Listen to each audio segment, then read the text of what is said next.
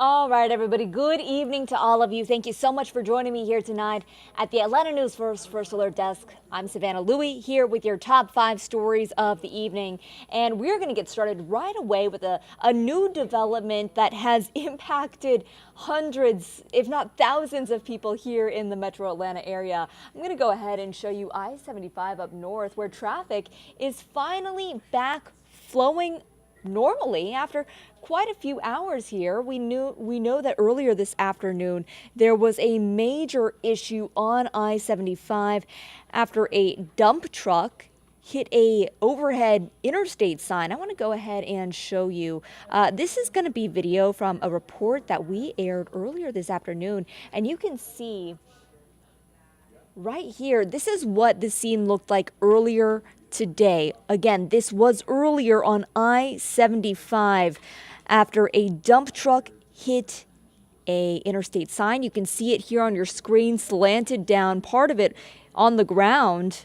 This created a huge issue for anyone trying to get home during that afternoon commute. I know this says live in the corner, but again, this is video from earlier today from Atlanta News First. Now, the good news is we'll show you the scene right now. You can see traffic on the left-hand side here, slowly moving again on I-75. And by the way, this is north near Canton Road in Cobb County. Earlier today, all lines of that traffic were shut down. So this is definitely some great news here. Welcome news. And I'm sure, as you can imagine, many of the people who are in these cars, in these trucks, who have been waiting along that interstate for hours are very excited to get home and finally out of that chaos.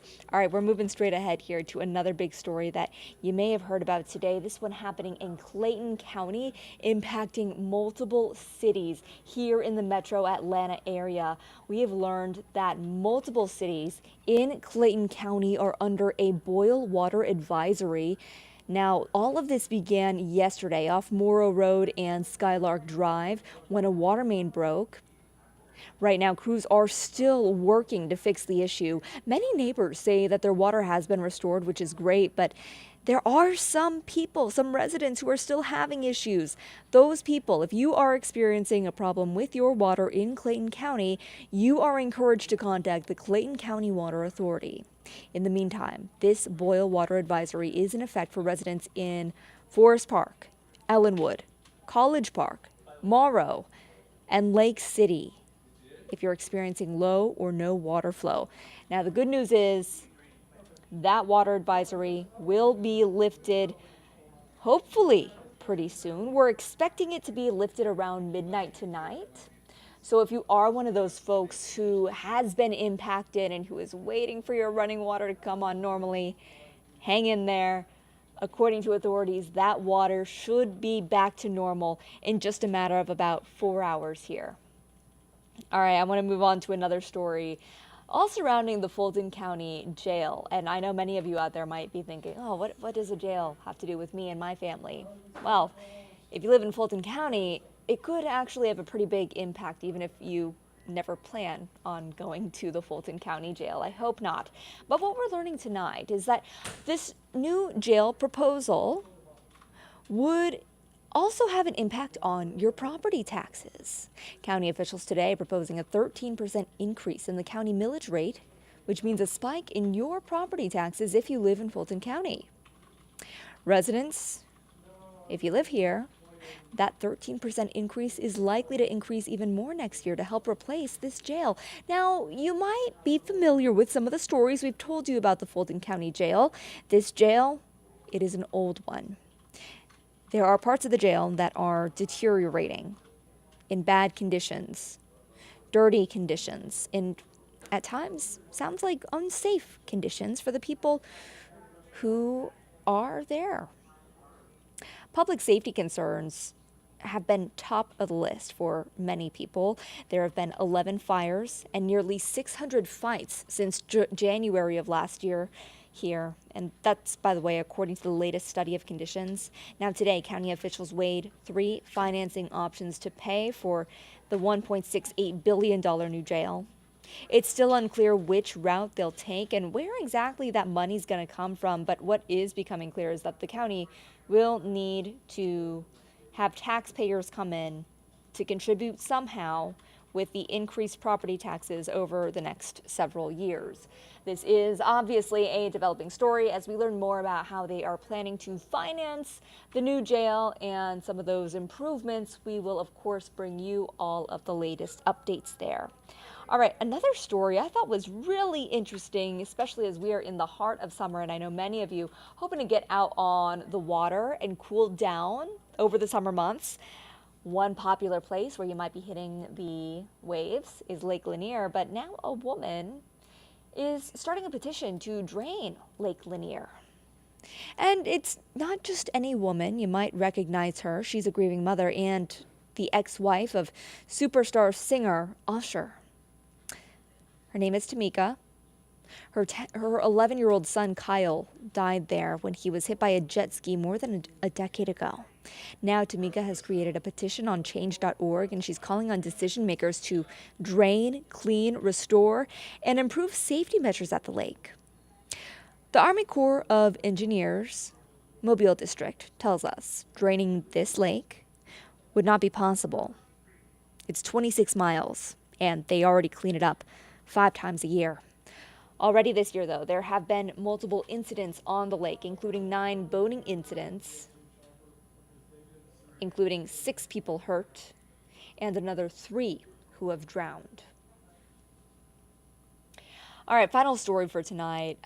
Heartbreak in Metro Atlanta. Not only if you're a tennis fan, but we're always rooting for the hometown hero here. And if you've been keeping up with Wimbledon, you know the name Christopher Eubanks here. He is from South Fulton, and he has been doing a phenomenal job representing the U.S.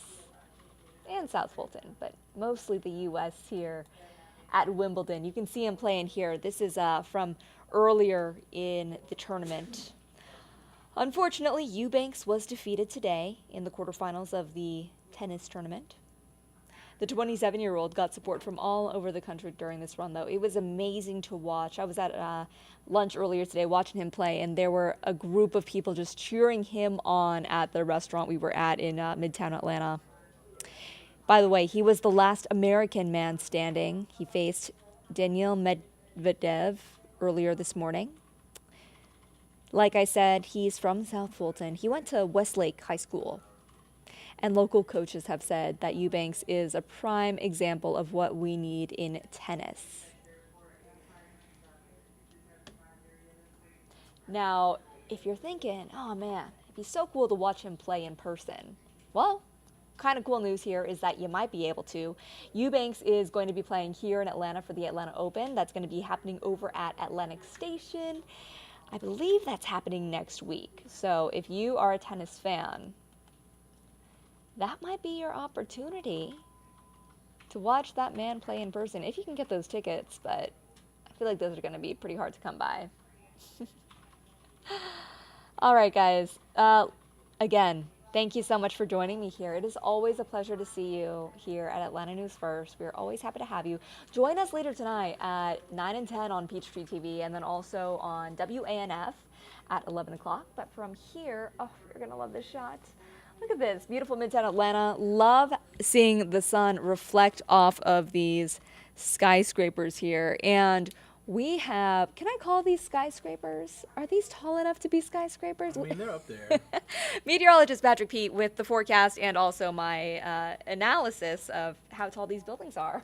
Yeah, they're nice. They're nice and tall. They're up there, almost touching those clouds. We had a nice field of cumulus earlier today. Still dealing with a little bit of that out there. Quite a nice evening. Hopefully you all are having a fantastic wind down Wednesday. And if you are having a fantastic wind down Wednesday, that means you have a nice wine in your hand. Last night we said that Gewürztraminer was the way to go because it's a little warm, a little hot. You need something cold, so there's your go-to drink for this evening. Meanwhile, the forecast only going to get hotter as we go from here. That forecast will trend more humid as well as we head through the rest of the work week. Feel like temperatures are going to be climbing into the mid to upper 90s, flirting with triple digits for a large chunk of your weekend. So hopefully you are prepared for that. Those rain chances are also increasing as we head through the next few days. Spotty showers and thunderstorms through the end of the week.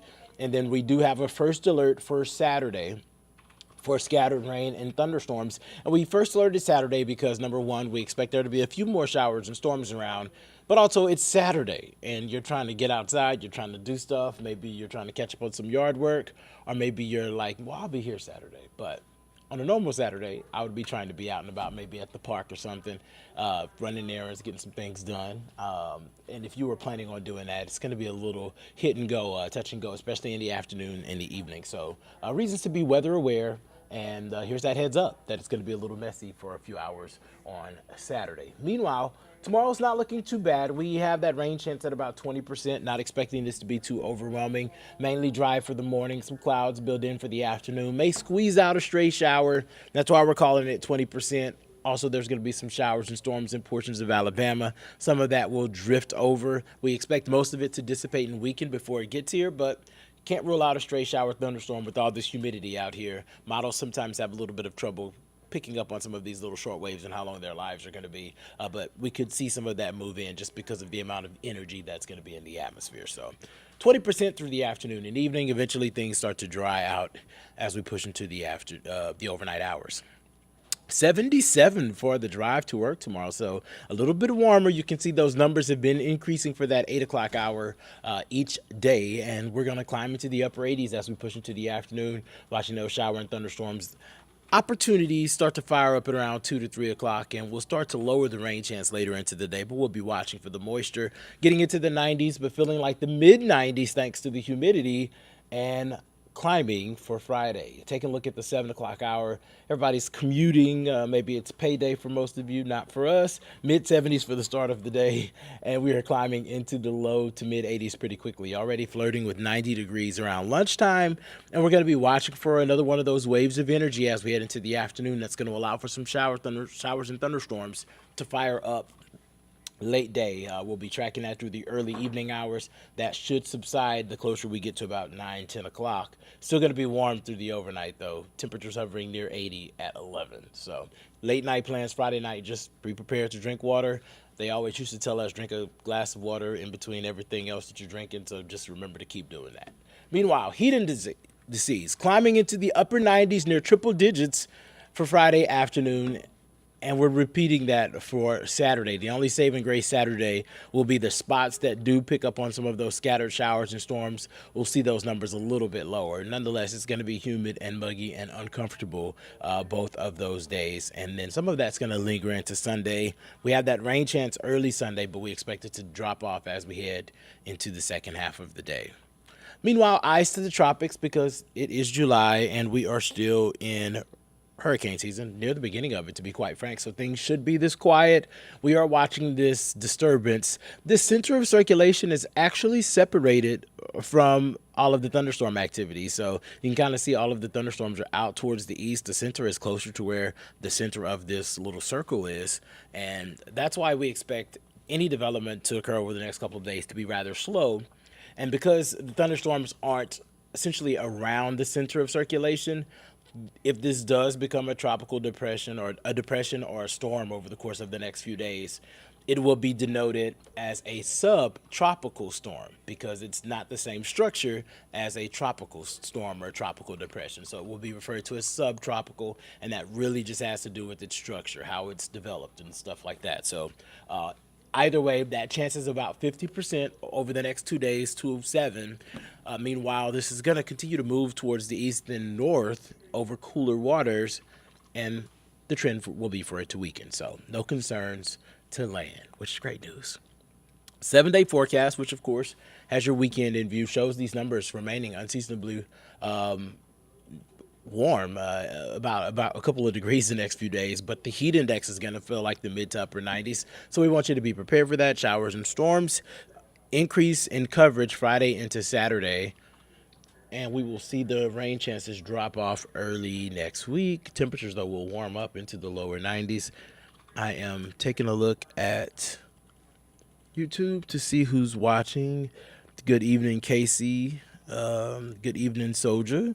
Hopefully you guys are having a fantastic night. No questions about the forecast, so we'll let that 7-day sit for you. And, of course, we're going to have more for you coming up tonight on Peachtree TV at 9. So you guys know where to find us. Y'all have a good night.